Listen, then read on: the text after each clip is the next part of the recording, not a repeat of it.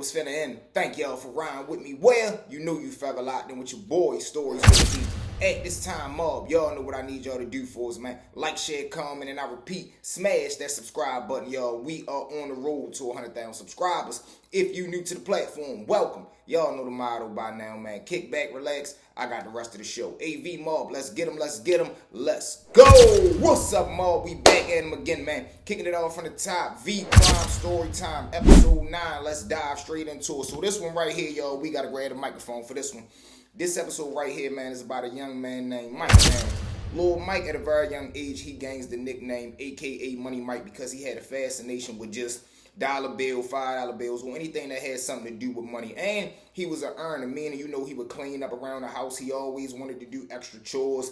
He would do anything that it took to accumulate that dollar. So now, the wicked and wild thing about Lil Mike is, though he come from a wicked and wild bloodline, I'm talking about a treacherous bloodline, to the point of where, as though the name and the reputation that this family held in the city, man, was out of this world. And those are benefits whenever you look at it, if you're trying to, you know, capitalize all the cool points. But to Lil Mike, he really didn't want to be involved in the lifestyle. So it was more so a hassle to him, because he looked at it like, man, this shit be scaring motherfuckers away. Like, bros don't be trying to get involved. Motherfuckers don't be wanting to kick it with me, because they feel as though if we ever get into an argument, I'm going to go home and tell my peoples, and they going to end up on motherfucking Fox 45. So Mike ain't really like the attention that came with the family reputation, but he ain't had no choice, because this is his bloodline, this is his family, and he knee deep into the game. So now he got two uncles who are well-known kingpins in the city. I'm talking about they head tabbers, hitmen. They don't play. They got the city in the chokehold. Now, during this time, they got blocks from East Baltimore to West Baltimore, and they got a couple of blocks down South Baltimore. So they got this motherfucker under compliance. So now,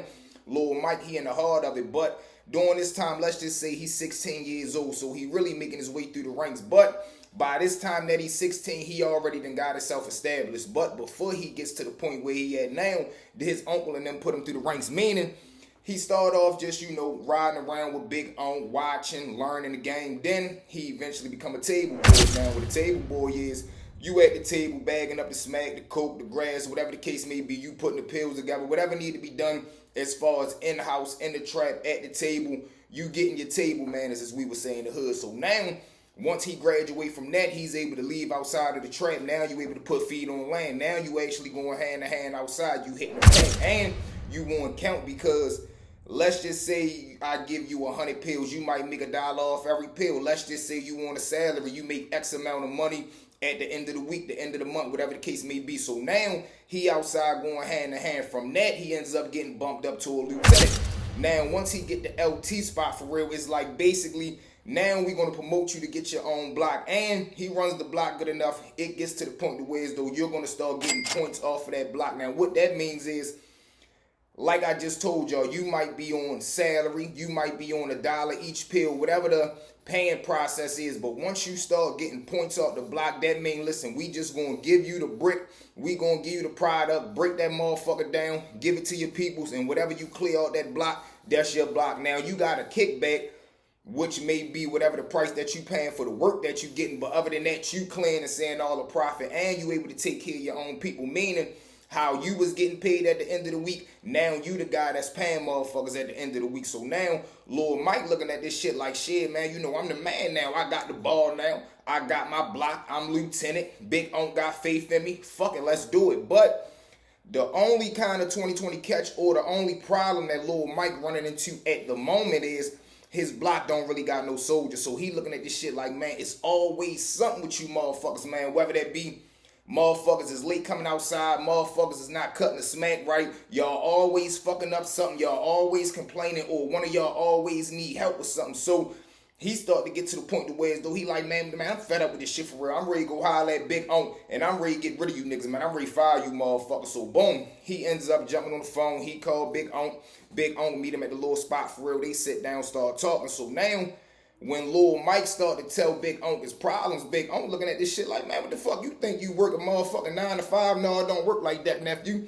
So now, Big Unc, he come up under old law. Now, what do I mean by old law? He started to tell Lil Mike like, man, you don't jump no shit, man. You don't leave your motherfucking men. Alright, you saying they weak, make them motherfuckers strong. You saying they slow, sharpen them up, make them motherfuckers fast. Whatever, you don't leave your soldiers in time of war, man. Just because you saying some shit that you don't like in them, that don't mean you abandon them, because at the end of the day, these the motherfuckers that's standing outside on the block for you. These the motherfuckers, whether you realize it or not, you got your life in their hand, and they got their lives in your hand. Because if anybody come around this motherfucker to try to do something to one of y'all, all of y'all better stand up for that motherfucking block. And if y'all don't, y'all know y'all gonna have to deal with the repercussions that's not only coming from the opposition, but that's coming from Big On too. Because you gotta understand, when you dealing in a real enterprise, in a real organization, it's a chain of command and everything. Meaning, you got the head and everything else that fall under that. So now, he's sitting right there looking like, I mean, all right, Big On, I guess you right. He ends up going back around the way, and he take the mindset of, shit, this my crew, this my mob, this my block, and he trying to impress his uncle. Now, what I mean by impress is not like he trying to show off and be something that he not, but he know he got a mission. He know he got a task, and he trying to attack that motherfucker. He trying to make sure at the end of the day, Big On looking at him like, man, I'm proud of Shorty. That's my nephew. And he want his uncle to be able to look at him like, man, you are able to groom men. You able to have motherfuckers that wasn't standing on all 10. They get around you. You install whatever you need to put up in them for real. And now they able to stand on all 10 as a man should. So now, boom. They doing a 1-2 for real. Lil Mike go back around the way. He ends up putting them through the ring. I'm talking about any and everything that he could do to make these niggas tough. But not only tough, make them sharp. Because like I tell you, this is a thinking man game. This shit is 10% physical and 90% mental. So now, long story short, the little niggas end up becoming vicious. I'm talking about they get to the point to where it's like, all right, shit, we got a point to prove. Motherfuckers feel like our block is the softest block, and our block not bringing in the most money. They start to turn that motherfucker up. And I'm talking about from the dope that they pumping to the motherfucking gunplay. Anything that needed to be stepped on or anything that needed to be handled, them niggas was standing on all 10. So now, boom, they start to run their numbers up. They start to get that motherfucker pumping and jumping to the point to where it's though Big On like, damn, y'all really doing y'all motherfucking thing around that motherfucker, to the point to where it's though Big On going in the stash dumping extra load. So if he was just getting a half a brick, now we getting a whole brick. If he was getting a whole brick, now we getting a brick and a half. Whatever the case may be, whatever he was getting, he didn't just double this quota, which not only give you more work, it give you more profit, it give you more money, and you getting more of a green light from Big Unc and all the niggas that's in power right now, because they looking at it like, shit, little nephew and them around that motherfucker, they got that bitch doing the Y2C right now. So boom, they doing a 1-2, they ones a Lil Mike just sitting in the track cooling for real. He got a little go-getter now. Mind you, Lil Mike done ran his money up during this time. He the boss, man. He running his block. He got his soldiers. He doing everything that he need to do. He chilling in the crib one day, the little duck off spot, track phone go off. He picked that motherfucker up. He like, hello. Now, with the voice that he hear on the other end of the phone, he can tell it ain't no regular hood nigga. He can tell it's like a Mexican or Amigo or something like that. So he like, man, who the fuck is this? He end up saying, man, this El Guardo. So he like, man, who the fuck is El Guardo? He say, basically, El Guardo is the nephew of the connect that his uncle is dealing with. So now, he looking at this shit like, one, man, how the fuck you get my number? And two, what's up? Whole time El Guardo get to tell him like, listen, man, you know, my family over here, we hearing real good things about you. You know, I know your uncle deal with my uncle, but you know, I'm starting to branch off doing my own thing, and my uncle always coming back telling us how much your uncle be bragging about you. I figure, you know, man, you can do something. So now, little Money Mike looking on the phone like, man, what the fuck you mean do something? Do my uncle know about this? And matter of fact, do your uncle know about this? He like, man, El Guardo looking at that shit like, man, if you scared, say you scared. I'm saying, look, I'm ready to start doing my own thing. I'm trying to open a line and a new connection for you to be able to do your own thing, what you trying to do. Whole time, Mike is kind of stuck and he kind of nervous because he like, man, I'm not trying to go behind my uncle back, but this is a hell of an opportunity because like I told y'all, during this time, Lil Mike is the man in control for real. He got his own block and he kind of starting to get power of blocks that's around his one block that he running right now, but his uncle won't let him really spread his wings. So now he looking at this shit like, man, shit, I got a shot to be able to be getting the work straight off the fucking boat. Fuck getting that shit from my uncle, even though my uncle is getting it from his uncle. Me and him can be able to start our own thing. So now he like, shit, man, let me call you right back. He hang up the phone. He straight roll a blunt. He's sitting right there on the couch for real. He like, man, what the fuck I'm gonna do? He ends up saying, man, fuck that shit. I'm all in. Fucking ain't no need to get scared now.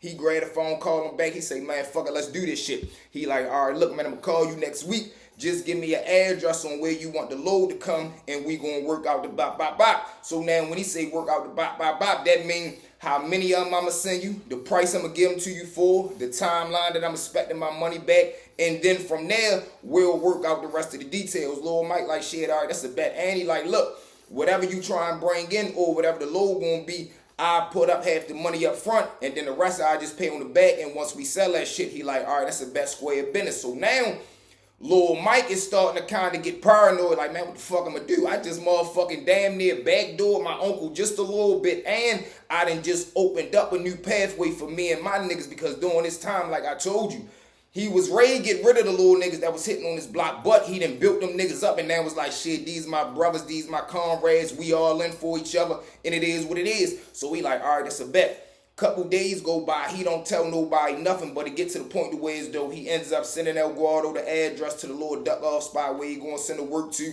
so forth and so on. So now, the day that the work is supposed to land, Mike jump up that morning. He's so annoyed, he don't even want to call the guys. Everybody come outside, he jump in the car, spin around the block. Now, mind you, during this time, like I just told y'all, Lil Mike getting money hand over fist. So he got 3 cars. He got a car, he got a truck, and he got a van. He jumps in the van because he know he really have hella motherfuckers in the car. He jump in the van, spin around the block. He pick up all 10 of his top soldiers, meaning all the niggas on the block that he wouldn't go to Big Unc, that they was complaining, he wanted to get rid of them, so forth and so on. He go grab all in, everybody jump in the car, they in there rolling up the blunts. They like, man, where the fuck we going at, Mike? Mike like, man, just chill the fuck out, we ready to go to the spot real quick. They like, man, for what, man? Niggas missing money, man, what the fuck? Niggas ready to leave the block to go to the house, fuck was you doing? He like, man, just shut the fuck up and ride. So now, everybody in the car just chilling, laid back, quiet, smoking, but everybody mind is thinking the same thing. Where the fuck we going at? And 2, what the fuck is going on? Whole time they pull up to the spot, jump out, they run up in the crib for real. Everybody chilling around sitting. Lil Mike come in, he runs in the room, he grab a duffel bag out the closet. He come back in the living room, drop the bag on the table, he bust that motherfucking bag open. Everybody right there, eyes get big like fucking bowling balls. They like, man, what the fuck we on? Part 2 coming tomorrow. With that being said, mob, y'all know what I need y'all to do. Thank y'all for riding with me. Well, you know you forever locked in with your boy Stories with V. At this time, y'all know what I need y'all to do for us. Like, share, comment, and I repeat, smash that subscribe button, y'all. We'll be at 100K in no time. If you rocking with this video and y'all waiting for part 2, hit that like, hit that subscribe, hit that share. Let's get them, let's get them, let's go!